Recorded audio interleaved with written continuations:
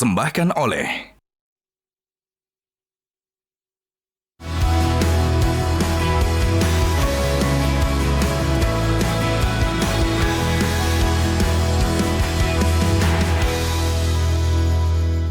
dokter estetik itu apa? Dokter kecantikan mah. Hah? Mau jadi bencong apa? Berserakan bang. Itu kalau ingat itu sedih banget. Saya mungutin satu persatu.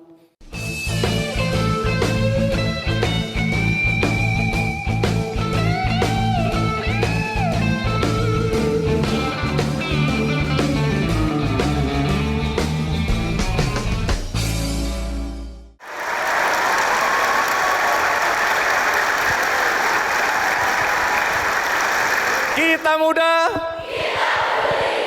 luar biasa. Kita berikan aplaus untuk kita semua ya. Senang sekali bisa berada di UNAS, ya, salah satu perguruan tinggi tertua di Indonesia. Jadi UNAS ini menjadi bagian dari sejarah pergerakan pendidikan di negeri kita tercinta. Dan hari ini teman-teman, adik-adikku tercinta, aku ingin mengajak teman-teman untuk kembali merenung. Bahwa dimanapun kita belajar, dimanapun kita menggali ilmu dalam pendidikan, akhirnya yang menentukan adalah diri kita sendiri.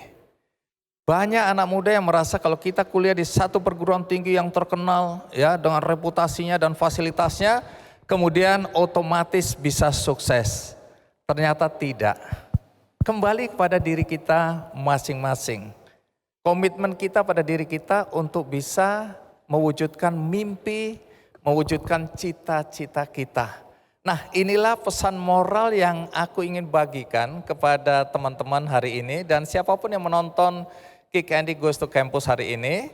Karena tamu kita istimewa sekali. Perjalanan hidupnya juga bisa jadi pembelajaran.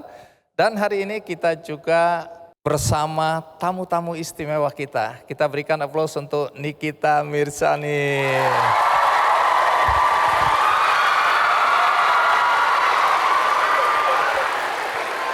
Kita berikan aplaus untuk Thorik Halilintar.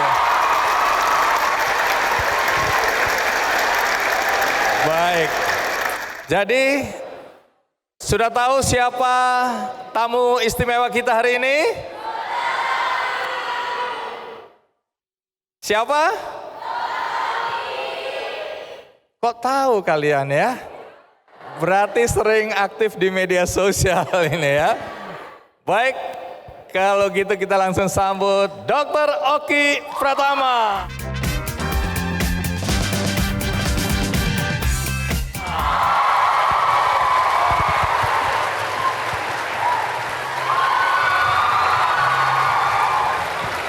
Iya, Dr. Oki, terima kasih. Silakan disapa teman-teman ini. Assalamualaikum warahmatullahi wabarakatuh.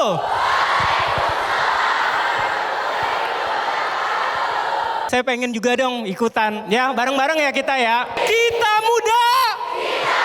Pertama-tama yang saya hormatin seluruh para petinggi dan tamu kehormatan juga saya datang ke sini. Alhamdulillah atas undangannya juga. Terima kasih kepada petinggi-petinggi Universitas Nasional. Dan yang saya cintai juga seluruh saksi-saksinya saya membuat bisnis ini menjadi lebih besar lagi. Terima kasih seluruhnya para brand ambassador saya, seluruh kolega-kolega saya. Dan yang paling saya cintai seluruh mahasiswa Universitas Nasional. Hari ini kita sharing-sharing karena sampai detik ini pun saya pun masih belajar. Dan yang harus kalian tahu, saya pernah di posisi seperti kalian duduk dan belajar dari pengalaman orang. Maka dari itu saya ingin juga belajar juga dari kalian juga hari ini. Terima kasih. Baik. Ya, Bang. Tunggu dulu sebelum duduk. Ya. Jadi Dr. Oki ini Ya. dokter? Dokter Bang. Walaupun mungkin abang lihatnya sering di media sosial, di TV, tapi dokter Bang. Dokter? Dokter. Jadi lulus fakultas kedokteran? Fakultas kedokteran. Tapi katanya pernah berkali-kali gagal masuk fakultas kedokteran. Iya bang, jadi udah berkali-kali daftar, pernah kalau sebut nama misalnya ke UI. Gagal. Gagal.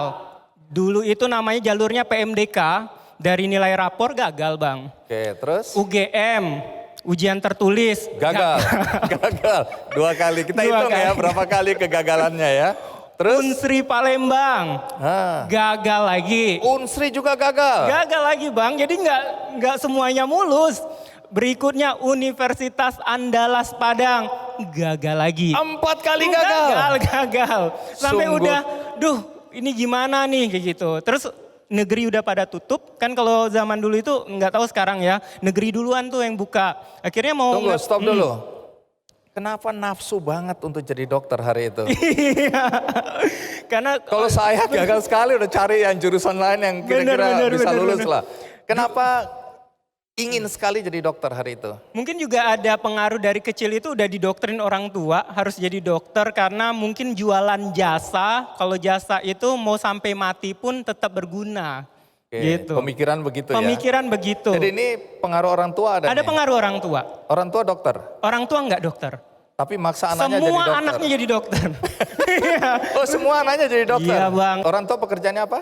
Papa pensiunan PNS, mama ibu rumah tangga. Akhirnya kuliahnya di fakultas kedokteran mana? Ini sudah selesai, 4 kali gagal ini? 4 kali gagal, yang keterima itu selalu jadi yang jurusan kedua yang keambil bang. Oh jadi dokter nggak diterima tapi banyak jurusan keduanya Jurusan diterima? keduanya selalu keterima, teknik. Teknik? Ada Kenapa nggak yang ambil? teknik sipil, teknik pertambangan, tapi nggak mau ambil karena emang benci fisika bang. Hati-hati ada anak-anak fisika di sini. Iya, kelihatan dari wajahnya mereka memang susah. Benar. Oke, jadi Akhirnya keterima di universitas swasta, Universitas Baitur Rahma di Padang. ada fakultas kedokteran di situ. Benar. Oke, jadi hari ini perguruan tinggi Anda ini, universitas Anda harusnya bangga karena ada salah satu alumnusnya yang sukses ya. Kita berikan tepuk tangan juga. Jadi sekali lagi ini menunjukkan ya, dimanapun kita belajar, ketika kita bersungguh-sungguh dan kita menambah ilmu dari berbagai sumber, kita bisa sukses ya. Saya setuju itu. Walaupun saya lulusan swasta mungkin tidak dikenal nasional, tapi saya harus menasionalkan diri saya dan universitas saya. Setuju. Baik, silakan duduk dok. Menarik ya. Jadi ini sebenarnya pesan moral yang juga ingin disampaikan. Akhirnya kembali kepada diri kita sendiri. Benar, Bang. Seberapa besar kita punya daya juang. Benar. Seberapa besar kita ingin mewujudkan cita-cita atau mimpi kita ya. Tidak ada sukses yang sambil rebahan ya. Benar Bang, benar. Baik, jadi bisa cerita awal mula ketika orang tua waktu itu menginginkan anaknya jadi dokter. Ini berapa bersaudara, Dokter Rocky? 3 bersaudara. Tiga-tiganya dokter? Tiga-tiganya dokter. Hari itu Dokter Rocky nggak merasa bahwa itu dipaksakan dan merasa tertekan? Tidak, malah saya enjoy dan selalu dari kecil sampai menentukan cita-cita. Kalau selalu ditanya mau jadi apa, saya selalu mengatakan saya pengen menjadi dokter. Oke, jadi tidak ada tekanan, tidak ada paksaan dan tidak ada penderitaan selama kuliah. Benar. Memang itu yang juga diinginkan. Memang, karena juga dari kecil pun saya merasa dokter itu adalah orang pintar. Jadi ada kayak kebanggaan aja. Teman-teman, yang menarik ini, sejak kecil sebenarnya Dokter Oki termasuk anak cerdas dengan IQ di atas rata-rata. Alhamdulillah. Dan ikut kelas akselerasi waktu SMP. Benar. Tapi yang saya ingin tanyakan, peluang itu kan ada waktu lulus SMA, kan ditawari juga untuk kelas akselerasi. Dan semua anak-anak dimanapun juga dan orang tua bangga sekali kalau anaknya terpilih untuk masuk kelas akselerasi. Benar Bang. Artinya mempersingkat juga ya. Dokter Oki saya dengar 2 tahun SMP-nya. Benar. Tapi kenapa di SMA tidak mau lagi untuk ikut kelas akselerasi? Iya, kalau kita ngomong dari awal saya itu memang benar-benar orangnya akademik sekali. Dari SD itu saya selalu ranking 1 terus Bang. Dari kelas 1 sampai kelas 6. SMP saya masuk akselerasi dengan IQ di atas rata-rata. Jadi SMP itu saya akselerasi 2 tahun. Lalu SMA itu tadi Bang ditawarin lagi, tapi kenapa saya nggak mau? Karena saya merasa ketika SMP itu kalian harus tahu, Saya itu harus datang sekolah, harus sampai sekolah jam 5 subuh dan pulang jam 5 sore, hari Minggu tetap sekolah. Ketika orang libur, saya tetap sekolah. Ketika orang libur 1 bulan, kami sekolah dan kami ada waktu libur sendiri palingan cuma 1 minggu. Saya merasa kehilangan masa-masa kecil saya, masa muda saya di waktu SMP. Dan saya kalau kita kan dulu kalau sekolah pasti ada teman seangkatan. Nah saya nggak merasakan ada teman seangkatan di SMP saya. Jadi teman saya itu cuma 21 orang Bang. Karena kami itu satu kelas cuma 21 orang. Lalu di SMA saya mau ditawarin lagi untuk kelas akselerasi lagi. Saya nggak mau karena kata orang masa-masa SMA adalah masa-masa yang paling indah. Akhirnya saya nggak mau Bang masuk akselerasi lagi di SMA. Tapi alhamdulillah juga saya menjadi peringkat 1 terus juga di SMA gitu Bang. Jadi saya nggak mau kehilangan masa-masa indah saya di SMA gitu Bang. Tapi kenapa waktu daftar di FK kok 4 kali gagal? Dan yang menarik, nah ini orang tua dengan caranya ya memacu semangat anaknya, mempertanyakan. Dia bilang, Oki, ini bapakmu yang bilang kan, Oki, kamu katanya jenius, kamu katanya anak pinter, kamu ranking terus.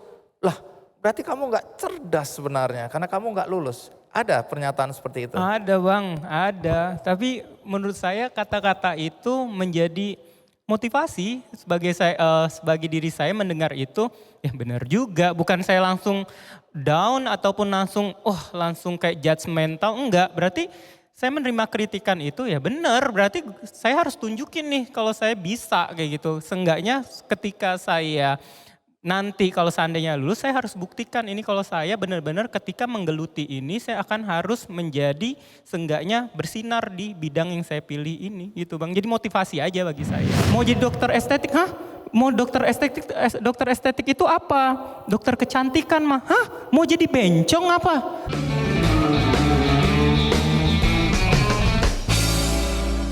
Dipersembahkan oleh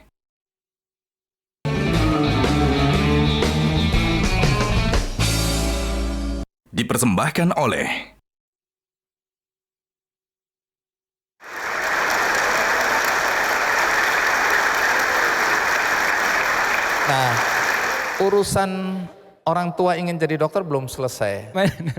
Karena saya dengar ibu tidak mau dokter Oki sekedar dokter umum. Benar Bang. Harus ada spesialisasinya. Benar. Maunya untuk kandungan atau obgyn. Benar. Betul. Benar Bang.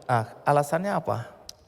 Ya namanya juga orang tua masih ya dikatakan kalau ya orang tua yang tinggal di daerah pasti mikirnya itu ada sebuah kebanggaan anak menjadi dokter. Ya namanya dokter itu pasti menyembuhkan orang sakit, benar? Dan juga kalau seandainya ada sebuah kebanggaan kalau ada om tante lagi sakit kepala, tuh tanya aja Oki kayak gitu, telepon kayak gitu. Kan seperti itu biasanya. Atau menjadi sebuah kebanggaan kalau lagi kumpul keluarga gitu. Iya sakit darah tinggi tanya aja sama si Oki. Jadi biasanya pemikirannya itu dokter adalah nyembuhin orang sakit. Maka dari itu kenapa juga jadi dokter spesialis kandungan? Ya fun fact-nya dokter udah spesialis seenggaknya berarti kan penghasilannya jadi semakin tinggi seperti itu. Jadi jangan sampai di batas dokter umum aja Bang kayak gitu. Baik, dalam perjalanan waktu ya, kemudian dokter Oki berpikir, Ya. aku tidak ingin jadi dokter kandungan. Iya Bang. Tapi kemudian terpikir untuk bahkan jadi dokter kecantikan. Benar sekali. Nah waktu disampaikan ke ibu, terutama ibu ini ya, bagaimana reaksi ibu? Ya pasti sangat tidak mendukung. Sampai dia juga bilang, oh iya nanti waktu itu saya lagi mencari-cari penghasilan tuh Bang. Terus dia bilang, ya nanti duitnya simpen ya untuk kan mau ambil spesialis kandungan. Terus saya bilang, enggak mah, Oki mau jadi dokter estetik. Hah? Dokter estetik? Pakai bahasa Jambi tuh Bang, dokter estetik tuh apa? Dokter kecantikan mah. Hah? Kaget. Kaget, dokter kecantikan, ini anaknya cowok. Mau jadi dokter kecantikan, namanya ibu-ibu tinggal di daerah di Jambi, anaknya ngomong dokter kecantikan. Bahkan sampai ada statement bang, mau jadi dokter estetik, hah? Mau dokter estetik itu apa? Dokter kecantikan mah, hah? Mau jadi bencong apa? Seperti itu. Enggak setuju. Sampai segitunya. Benar. Nah pertanyaannya sekarang, tuduhan itu benar atau tidak? Enggak bang. Tunggu. Jadi dokter Oki menikah atau tidak? Alhamdulillah sudah menikah bang. Punya anak? Punya anak, alhamdulillah. Aman. Kita berikan aplaus dulu. Wih keren banget ya. Anak umur berapa sekarang ini? 4 bulan. Ketemu istri di mana? Dikenalin bang, memang pada saat itu saya memang pengennya di tahun 2022 akhir itu pengen nikah, saya bilang gitu. Akhirnya saya minta dicomblangin sampai teman saya ini ada Derry yang berusaha mencomblangin saya kayak gitu. Yaudah akhirnya nikah bang. Nah ide untuk menjadi dokter kecantikan itu datangnya dari mana itu? Iya, jadi waktu itu saya juga dapat musibah tuh, kakak terkena malaria cerebral karena waktu itu kakak kerja di Bangka Belitung yang daerah endemis malaria. Terus kakak itu sekarat. Kalau ingat ini saya sedih. Ini kakak perempuan ya? Kakak perempuan saya. Terus kakak bilang ke saya, itu dalam keadaan kayak mau kritis. Alhamdulillah kalau keadaan sekarang udah fine aja. Dulu dia bilang kayak gini, Ki, waktu itu dia masih mikirnya saya mau ambil spesialis kandungan. Ki, Ayu punya duit segini. Harta Ayu ada segini. Gunain duitnya untuk Oki ambil spesialis ya dek, kata dia kayak gitu. Terus waktu itu saya juga penggiat media sosial walaupun belum terlalu tinggi-tinggi banget. Kakak bilang, Ki buat apa kalau media sosialnya itu cuman hanya untuk dipuji-puji orang tapi tidak menjadi berkah untuk orang lain. Coba pikirkan kalau seandainya coba media sosialnya bisa menghasilkan uang. Maka dari itu saya mikir dari situ, oh berarti harapan orang tua saya, karena saya pikir apa kakak saya ini bisa selamat ya kayak gitu. Berarti harapan ada di pundak saya nih kayak gitu. Akhirnya saya berpikir apa yang bisa saya gunakan dari media sosial saya untuk menghasilkan sesuatu. Akhirnya itu dia. Itu waktu itu saya lagi internship, namanya internship itu kayak kita pengabdian di daerah. Saya tinggal di Bangkalan, Madura. Akhirnya saya itu memutar otak, akhirnya saya pergi ke Pasar Pengampon bang, Pasar Pengampon Surabaya. Ini semua juga jalan Allah ya yang mengatur semuanya. Saya membeli pinset komedo, yang gak penting kalau ditanya orang, hah jualan pinset komedo? Oh beli untuk dijual, dagang ini. Untuk dijual lagi bang. Saya dari zaman dulu pun tipe orang yang tidak mau nyusahin orang tua bang. Walaupun orang tua saya berkecukupan, tapi saya tidak mau menyusahkan orang tua demi gaya hidup saya. Misalnya contoh waktu dari zaman kuliah, zaman dulu booming-boomingnya BlackBerry. Saya nggak mau minta orang tua saya untuk membeli BlackBerry. Saya nabung dengan duit bulanan saya yang pas-pasan. Caranya bagaimana? Itu saya hampir jarang sekali makan ngafe-ngafe, makan di luar. Saya masak sendiri bang, itulah jawabannya kenapa saya sekarang bisa masak. Karena dari zaman kuliah pun saya berusaha untuk menekan pengeluaran saya dengan masak sendiri. Ke pasar, orang biasanya potong ayam potong 6 atau 8, saya potong berapa belas kecil-kecil supaya bisa dibagi sehari makan 3 kali ungkep kayak gitu. Udah biasa bang. Terus juga dari zaman kuliah, koas, saya itu keliling-keliling bang ke rumah sakit jualan sabun-sabun batangan, body lotion. Jualan bang pakai tas ransel. Saya nggak ada malu bang karena saya pikir yang saya jualin halal, maksudnya ini pekerjaan halal. Saya pakai tas ransel isinya itu produk-produk kayak sales bang, muter-muterin untuk jualan demi untuk isi bensin, untuk biaya makan, apalagi kalau zaman koas itu kan pengeluaran besar bang kayak gitu. Jadi ketika tadi saya menjual pinset komedo karena sudah terbiasa jualan-jualan kayak gitu, saya nggak malu bang untuk berjualan seperti itu. Baik, jadi ini kuliah bahkan koas itu ya, sambil jualan, sambil bisnis. Benar. Jadi dari situ dimulai sebenarnya ya. Benar. Nah kemudian terpikirkan, kalau gitu aku lebih baik jadi dokter kecantikan aja. Karena melihat mungkin peluang bisnisnya ada. Atau bagaimana? Akhirnya ketika saya mau jadi, saya ini menentukan seperti apa, akhirnya memang ada kenalan abang dari teman saya sesama internship, dia yang mengusulkan untuk yuk jadi dokter estetik aja. Dokter estetik tuh seperti apa, dia jelasin A, I, U, E, O sama, oh gitu ya, tapi saya masih belum tahu nih bang, kayak gitu. Iya nanti saya kenalin nih dengan vendor-vendor A, vendor B, kayak gitu.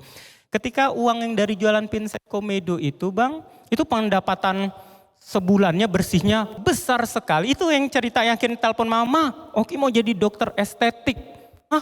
Mau jadi bencong apa, dia bilang kayak gitu. Simpen duitnya ya nak, mau jadi dokter spesialis kandungan. Enggak mah, udah dia matiin telepon gitu. Bulan depannya penurunan pasti bang, pasti orang ikut-ikutan mau jualan seperti itu. Akhirnya saya hubungin, saya pergi lagi ke Pasar Pengampon Surabaya. Ini kalau cerita ini saya selalu miris dan selalu menitikan air mata karena ini salah satu sejarah hidup saya ingat sekali. Saya dari Madura lewatin jembatan Suramadu mau ke Surabaya. Kan kita di jembatan Suramadu tuh nggak boleh berhenti bang. Saya pakai motor. Itu ketika bawa motor hujan tiba-tiba lebat selebat-lebatnya bang. Itu saya basah kuyup sekuyup-kuyupnya. Tiba-tiba seperempatnya Suramadu tuh terik banget lagi. Berubah. Selesai Suramadu itu udah mulai kering bang. Pas nyampe Surabaya itu kering kerontang, baju dari basah kuyup sekuyup-kuyupnya jadi kering kerontang. Udah beli-beli barang di Pasar Pengampon untuk saya jualin lagi. Diikat tuh bang, pakai kardus, diikat pakai talinya cuman tali rapia yang plastik itu diikat nggak terlalu kuat. Pulang jembatan Suramadu itu kan banyak polisi tidurnya. Jadi ketika lihat polisi tidur tuh goyang-goyang, tek, tali rapianya tuh udah mulai goyang-goyang. Pas sudah lewat jembatan Suramadunya, pas sudah ini jatuh buyar bang semua dagangan saya bang. Hancur. Jatuh. Hancur tuh tidak, tapi berserakan bang. Itu kalau ingat itu sedih banget. Saya mungutin satu persatu. Saya melewati fase itu loh bang. Bukan yang serta-merta saya dimodalin orang tua. Nih jadi dokter estetik. Nih buka klinik kecantikan. Enggak, sepeser pun nih ada adik saya. Tidak ada orang tua saya memberikan uang ke saya untuk memulai bisnis ini. Saya memang menggunakan uang saya bang kayak gitu. Saya mungutin satu persatu. Itu nangis loh bang saya. Cerita ini orang tua nggak tahu waktu itu ya? Waktu itu tidak tahu. Oh jangan. Pulang katanya kayak gitu. Enggak lah, daripada pulang nanti mama nggak setuju, ngapain pulang. Oki nggak mau jadi dokter kandungan.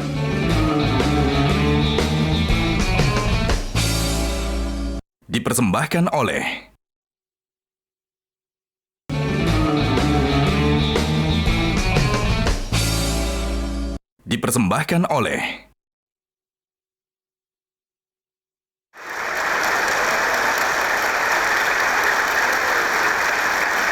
Nah kapan persisnya akhirnya ibu terutama, ya sudah nak apa boleh buat itu jalan hidupmu dan itu kebahagiaanmu, itu kapan momen Ketika itu? akhirnya pas fase sudah masuk 3 bulan, jadi itu saya mulai usaha itu di Juli 2016, itu penghasilan saya terus tuh besar banget tiap bulannya kayak gitu. Terus terkendalanya ketika mulai pasien bertanya, itu saya sudah mulai kerjasama dengan pihak vendor-vendor untuk jualan body lotion seperti itu. Terus terkendalanya ketika customer saya bertanya, Dok, saya mau ketemu langsung, mau konsultasi langsung untuk produknya dokter praktek di mana? Jelep, iya saya nggak punya tempat praktek klinik kecantikan nih, gitu. Itu puncaknya di bulan September, saya telepon mama saya. Karena kalau mama saya ACC pasti papa saya ngikut aja. Biasa kan seperti itu kan, yang penting kan istrinya seperti itu. Akhirnya, Ma, Oki mau buat klinik kecantikan. Kalau mama nggak setuju, Oki buat klinik kecantikan di Surabaya aja. Oh jangan, pulang katanya kayak gitu. Enggak lah, daripada pulang nanti mama nggak setuju, ngapain pulang? Oki nggak mau jadi dokter kandungan. Oki mau jadinya dokter estetik. Ini balik lagi passion saya di situ kayak gitu. Ada hening beberapa detik. Oke, ini memang udah dipikirkan katanya kayak gitu. Iya, Oki pikirkan dan Oki udah gelutin. Ini terbukti kan beberapa bulan ini Oki udah mendapatkan uang yang sangat besar sekali dari ini yang Oki gelutin. Oke, mama setuju karena dia tidak tahu saya tuh belum pernah bekerja di klinik kecantikan orang lain dulu itu. Kecuali ada orang kan buat klinik kecantikan udah kerja dulu dapat pengalaman baru dia berani. Itu saya belum ada sama sekali. Jadi maka dari itu pulang dulu ke Jambi biar mama papa untuk memantau usaha Oki. Akhirnya itu dia balik ke Jambi Bang. Gitu. Jadi klinik pertama Bening sini ya? Ya. Itu ada di Jambi? Di Jambi. Dimulai dari Jambi? Dimulai dari Jakarta atau kota besar lainnya? Tidak, dimulai dari Jambi. Saya anak daerah Bang. Pantesan bukunya berjudul Cahaya Bening dari Jambi. Ya. Dan saya bangga menjadi orang Jambi. Bangga jadi orang Jambi. Bangga menjadi orang Jambi. Baik, ini menarik ini ya. Nah, tentu banyak yang bertanya juga. Iya. Dokter kecantikan, estetika, kan harus ada ilmunya juga. Benar bukan Bang. dokter umum. Benar Bang. Dari mana dapatnya itu? Iya. Akhirnya saya ambil kayak short course Bang. Short course, seminar kayak gitu. Ada pelatihan-pelatihan juga. Ada pelatihan di kelas Asia, di Eropa. Ambil juga untuk titel tambahan, untuk short course-nya. Terus juga saya ambil kayak sertifikat juga, sertifikasi di Indonesia ini. Beberapa SKP seperti itu. Dan saya selalu update terus tuh Bang. Jadi selama sebelum buka klinik kecantikan di Maret 2017, jadi saya ada fase 6 bulan itu untuk ambil sertifikasi Bang. Akhirnya itu saya jadi makin pede nih untuk buat klinik kecantikan kayak gitu Bang. Baik, lalu kalau ada yang bertanya nih teman-teman di sini, lalu kita kan lihat ya di pasar, di market, di masyarakat kan banyak sekali produk-produk kecantikan ya. Klinik-klinik kecantikan. Benar. Ada yang dulu terkenal, sekarang hilang. Benar Bang. Kemudian tumbuh lagi yang baru. Lalu apa yang membuat produk-produk dari Bening sini saat ini menjadi salah satu yang hit ya di market, ada di pasar. Yang disukai banyak sekali masyarakat. Itu apa yang membuat Bening sini sukses? Iya, kalau pertanyaan tadi, apapun usaha kita yang akan kita tekuni, apa yang kita buat itu yang penting adanya diferensiasi. Kenapa orang harus memilih kita? Kalau seandainya orang banyak nih jualan risol, tapi kenapa harus memilih risolnya kita? Harus ada pembedanya. Nah, kalau tadi pertanyaan seperti tadi, apa yang membedakan Bening dengan yang lain? Kami waktu itu hadir untuk langsung mengambil plot untuk sebagai klinik kecantikan dengan laser center terlengkap se-Indonesia. Walaupun saya di daerah waktu itu klinik saya ketika buka langsung saya plot dengan laser-laser yang berbagai macam jenis Bang. Dan kalau ditanya uangnya dari mana Dok? Seperti itu. Alhamdulillah pada saat itu saya dapat cicilan tanpa bunga dari vendornya. Jadi saya bisa bayar cicilan 24 bulan Bang. Cicilan 24 bulan tanpa bunga. Jadi saya pikir oh bisa berarti saya nanti cicilannya nanti dari penghasilan. Jadi penghasilan dan juga saya juga tahu sustain jualan online saya tadi yang sebelumnya ada jual body lotion, jual ini, jual itu masih berjalan Bang. Jadi saya pikirnya pada saat itu kalau amit-amit klinik saya nggak langsung booming ataupun nggak langsung rame pasiennya, seenggaknya ada tertutupin dari penghasilan pasif income-nya saya itu Bang, kayak gitu. Terus kalau dari produknya, waktu di tahun 2017 awal itu, persaingan skincare itu banyak sekali ya kayak gitu, tapi nggak sebanyak sekarang. Tapi lawannya itu masih dengan krim-krim yang non BPOM Bang. Dengan saya hadir, krim saya sudah ber-BPOM itu. Kedua, ownernya jelas, dokter. Sedangkan pesaingnya kami pada saat itu nggak jelas ini krimnya siapa yang punya. Apa ada kandungan merkurinya atau tidak? Benar. Artinya ini produk yang aman. Aman, karena ownernya jelas, dokter pula. Itu yang membuat orang trust sampai sekarang. Baik, jadi ini segmentasi awalnya ditujukan untuk segmen apa? Menengah atas, menengah atau laki perempuan? Menengah ke bawah. Oh, menengah bawah Menengah justru. ke bawah kayak gitu. Oke. Karena saya pengen untuk semua kalangan itu bisa dapat merasakan perawatan kecantikan seperti itu. Karena balik lagi marketing, menurut saya marketing yang terbaik itu marketing dari mulut ke mulut. Karena kalau seandainya kelas BC yang akan merasakan treatment ini ataupun kualitas produknya saya, otomatis dia akan cerita nih ke orang, ih aku pakai ini loh, kamu mending pakai ini deh. Aku ke klinik ini loh, kamu pindah deh kayak gitu. Saya ambil kelas BC. Nah, sekarang berapa klinik yang 74 cabang per hari 74? ini. 74 cabang, no franchise. Dimulai dari 1 di Jambi. Benar. Sekarang ada 74 di mana saja? Seluruh Indonesia. Dan itu no franchise, no investor, no profit sharing, semuanya milik saya.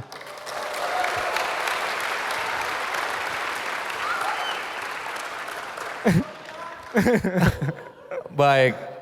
Nah, sekarang boleh nggak mahasiswa bertanya? Boleh Bang. Baik, Diva Fatiha Sari dari Fakultas Ilmu Komunikasi. Mana Diva? Diva, silakan naik Diva. Ya. Halo Dokter Oki, aku mau nanya dong, tadi kan Dokter Oki kan sempat cerita kalau Ibu Dokter Oki tuh nggak suka kalau misalkan Dokter Oki terjun ke Estetik. skincare Ya, gitu. Karena kan Ibu Dokter Oki sendiri pengennya Dokter Oki tuh jadi dokter spesialis ginekolog atau Iya, spesialis. Iya. Sekarang gimana sih sikap Ibu setelah Dokter Oki sukses sebagai pengusaha skincare saat ini? Iya. Bagus sekali nih pertanyaannya. Mungkin apapun itu, mungkin kalian punya hal yang sama nih di kehidupan kalian sekarang. Sekarang dia sangat bangga sekali ya anaknya di fase seperti ini kayak gitu. Terus juga malah selalu mensupport saya, memprotek saya, mau gimana pun saya sampai di titik sekarang ini pun saya selalu menganggap mereka orang tua saya. Walaupun kadang kita sebagai anak itu ngerasa lebih tahu dari mereka, lebih ngikuti perkembangan zaman, tapi balik lagi mereka orang tua. Jadi mereka tetap menasehati A, I, U, E, O. Walaupun kadang kita nggak setuju dengan nasihat dia, tapi kita harus tetap dengarkan. Apapun itu nasihat dari mereka. Karena mau gimana pun itu petuah orang tua. Tepuk tangan dulu dong buat Dokter Oki. Makasih banyak ya Dokter. Baik. Diva, kamu dapat kenang-kenangan seperangkat alat skincare. Langsung diserahkan oleh Dokter Oki. Silakan. Dia mau diserang orang sedemikian rupa, mau dicaci maki, dia tetap stay as he is, yang benar-benar humble.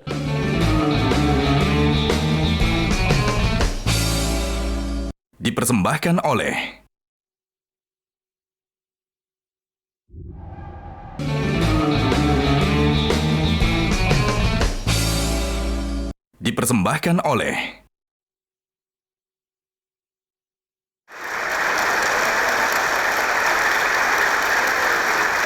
Suksesnya Bening, selain produknya tadi aman, produknya memenuhi kebutuhan dari masyarakat ya pemakainya, tapi strategi marketing ini juga penting ya. Pasti. Karena ada sejumlah influencer ya, sejumlah selebriti yang percaya pada produk ini dan kemudian ikut mendorong atau membantu bagaimana agar Bening sini tampil lebih ke permukaan. Benar. Bersaing dengan produk-produk lain yang ada. Dan jadi skala nasional. Iya, ada seorang content creators yang juga lokal influencer ya. Ya. Yang ikut membantu karena dia merasa yakin dengan produk ini. Namanya Ica Atazen. Benar sekali. Kita panggil Ica Atazen untuk naik ke atas panggung. Ya.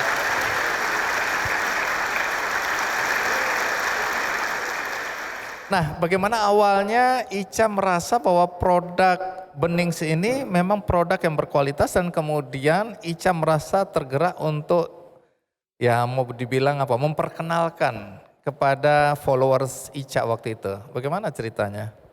Ceritanya ini agak panjang, tapi disingkat ya. Gak apa-apa, kami 2 hari 2 malam di sini siap ya.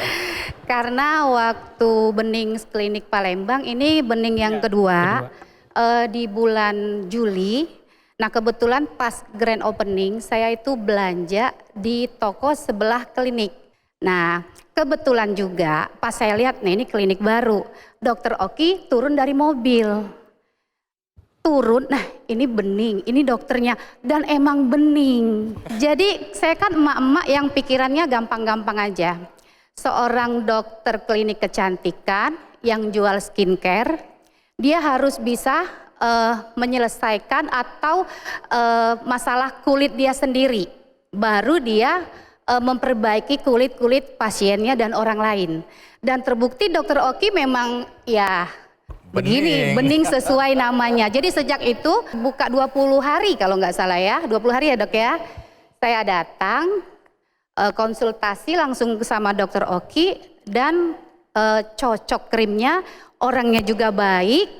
Ya udah sampai sekarang. Dari tahun 2018 ya dok ya. Benar.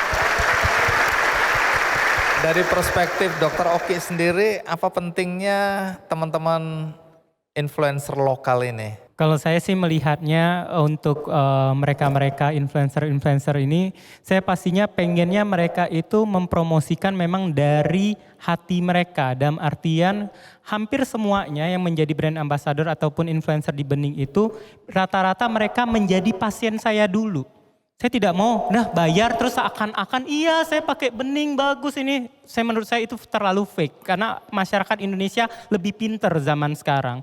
Jadi mereka jadi pasien dulu, ngerasa cocok, ngerasa ada perubahan dulu. Seperti Tante Ica tadi cerita, dia memang datang konsul sebagai pasien dan dia merasakan manfaatnya. Akhirnya oke, tante boleh nggak mau mempromosikan produknya saya sebagai brand ambassador. Akhirnya dia terima dan dia pun karena memang benar-benar pakai, jadi orang tahu oh iya beneran pakai. Kadang ada kita bisa melihat yang fake review, iya saya pakai mungkin setelah itu cuci muka, foto aja depan itu rupanya cuman endorse biasa gitu. Kalau beliau memang beneran pakai dan menunjukkan progresnya, that's why orang percaya dan itu juga membuat masyarakat percaya dengan brand ini seperti itu. Itu jaga kualitasnya itu. Baik, sampai segitunya ya. Benar. Oke, jadi nggak boleh kita membohongi konsumen dengan katakanlah ya promosi-promosi yang si promotornya sendiri nggak menggunakannya atau nggak memakainya ya. Benar. Nah kalau gitu kita panggil ada dua brand ambassador dari Bening. Siapa dia? Kita panggil Thorik Halilintar dan Nikita Mirzani.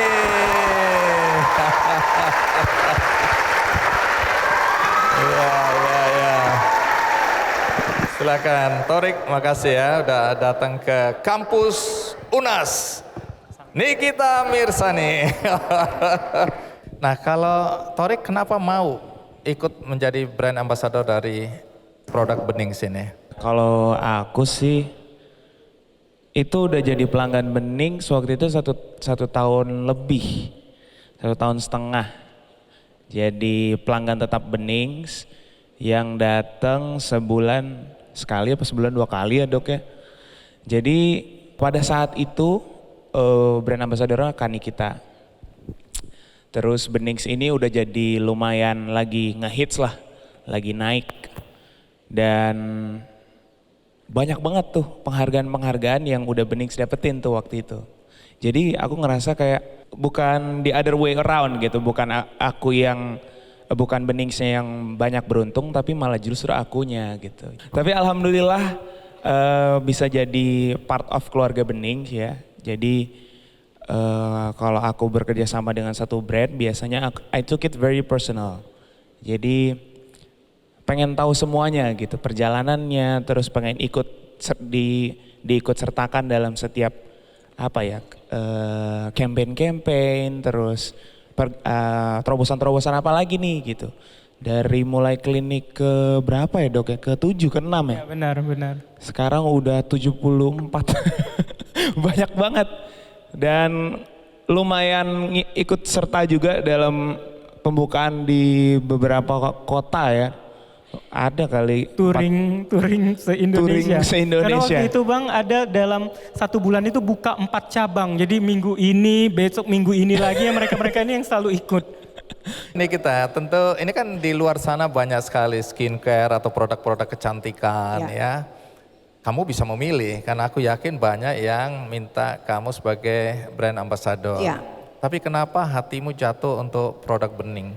Oke, aku kenal Dr. Oki itu hampir 4 tahun dari klinik ketiga di Kemang. Kalau aku memang awalnya nggak terlalu suka pakai krim-kriman di muka, aku lebih suka ke laser dan lain-lain. Terus awalnya coba-coba lasernya kok di muka cocok, kok ngaruh ya gitu, ada perubahan. Terus akhirnya aku lihat dokternya. Kalau Dokter Oki ini kan, nah di sosial media aslinya ya begini mukanya licin dari dulu sampai sekarang. Ini bukan karena aku brand ambassador selamanya ya. Tapi memang mukanya real gitu kan. Berarti kan dia pakai semua lasernya, produknya gitu kan. Akhirnya setelah aku coba, aku nggak langsung jadi brand ambassador Om dulu. Jadi aku coba dulu, aku bilang sama Dokter Oki. Dokter Oki sudah menawarkan, ayolah jadi brand ambassador. Aku bilang, tar dulu aku gituin kan. Aku mau coba dulu nih paling nggak sebulan. Aku mau tahu rasanya di muka kayak gimana. Ternyata bagus. Di balik produk berarti Torik, Ica, dan Nikita kan percaya pada figur di belakangnya ya. Boleh penilaian pribadi nih, Ica. Kamu melihat apa yang membuat kamu merasa ini orang benar? Karena kita kan lihat banyak sekali pedagang juga menjual tanpa mau tahu dampaknya bagi masyarakat. Mau kena merkuri kayak mau rusak, mau apa aku nggak tanggung jawab ya. Bahkan nggak berani tampil di depan publik. Nah tapi apa yang Ica lihat dari Dokter Oki sebagai pribadi? Bagaimana pengalaman ini? Kalau saya melihat Dokter Oki ini sosok yang baik, terus nggak pelit ilmu. Ukuran baik itu dari mana? Baiknya baik banget. Jadi apapun saya kan emak-emak ya, kalau emak-emak gaptek apa-apa, kalau saya nanyanya ke Dokter Oki sampai sekarang. Oke, dan mau menjelaskan, Benar, mau mengajari. ilmu pun saya kalau soal marketing kadang-kadang saya nanya sama Dokter Oki. Ketika saya juga dapat masalah juga nanya ya dokter ya. Dan sampai sekarang sesibuknya beliau, waktu saya WA masih ngerespon gitu. Kalau Torik sendiri ya, ini pribadi nih, artinya kan kita punya insting, punya nilai, punya ukuran untuk melihat seseorang. Apa yang Torik lihat dari Dokter Oki ini? Sebenarnya dokter ini nggak tahu sebenarnya tuh dokter atau bukan ya. Soalnya aku lebih banyak konsul kayak psikolog ya. Mas dari mulai masalah pribadi sampai sebelum nikah aja aku konsul dulu sama dokter. Dok gimana nih dok? Baiknya kayak gimana-gimana. Sampai hal kecil pun jadi perbincangan aku sama dokter. Soalnya aku nganggep dia udah kayak abang sendiri kan. Jadi nilai yang paling penting yang dipegang dokter itu adalah dia mau diserang orang sedemikian rupa, mau dicaci maki, dia tetap stay as he is, yang benar-benar humble, gak mau apa ya, gak mau menyusahkan orang lain, gak mau bikin, gak sombong sama sekali itu orangnya. Benar-benar amanah sih kalau menurutku. Nah kalau nih kita tadi menilai Dokter Oki sebagai ya pribadi lah. Dokter Oki selama yang aku kenal dari awal dia mencoba keberuntungan di Jakarta, orangnya lempeng-lempeng aja sih. Banyak yang jahatin, banyak yang mau buat usahanya hancur, tapi Dokter Oki sebisa mungkin tidak melawan, tidak meladeni. Kadang aku yang suka gemes sendiri. Kayak, dok ini gimana sih, jangan kayak gitu dong gitu kan. Karena kan yang Dokter Oki biayai kan juga banyak, bukan sedikit orang di sana gitu. Sorry, biayain apa ini? Maksudnya Dokter Oki punya karyawan kan banyak gitu. Jadi Berapa banyak karyawan sekarang? Lebih dari 3.000. 3.000. tapi aku amazed sama Dokter Oki, beda sama dokter-dokter di luar sana. Misalkan kalau dikritik, melawan apa segala macam. Kalau Dokter Oki itu enggak sama sekali. Dan dia memang cinta damai. Even though dia tahu orang yang jahat sekali sama dia ada di depan mukanya, tapi sebisa mungkin kayak ya sudah gitu. Perjalanan hidup Dokter Oki Pratama sudah dibukukan teman-teman. Dan apakah semua sudah mendapatkan buku ini? Apakah semua bahagia? Baik, tapi untuk menambah kebahagiaan, maka di bawah kursi teman-teman ada pita. Silakan dilihat kursinya, jangan dibawa pulang kursinya ya. Dilihat ada pita berwarna biru dan merah. Ya, Bapak dosen pimpinan juga silakan dilihat, siapa tahu beruntung. Ya. Yang sudah dapat silakan. maju. Oke.